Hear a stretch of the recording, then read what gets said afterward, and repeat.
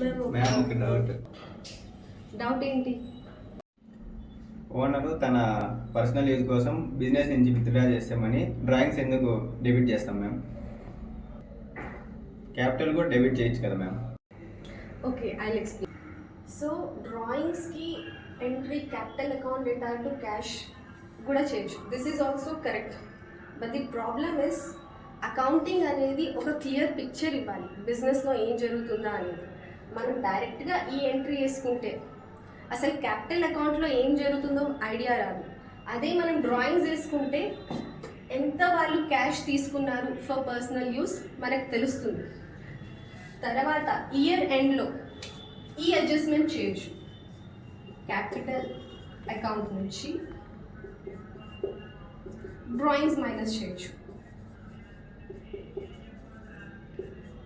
So this is giving more clear picture. అదే ఒకవేళ డైరెక్ట్గా క్యాపిటల్లోనే అడ్జస్ట్ చేస్తే మనకి డ్రాయింగ్స్ ఎంత అవుతున్నాయో మనకి ఐడియా రాదు. So the reason why we root through drawings is this, to get the clear picture. Hope you got the answer.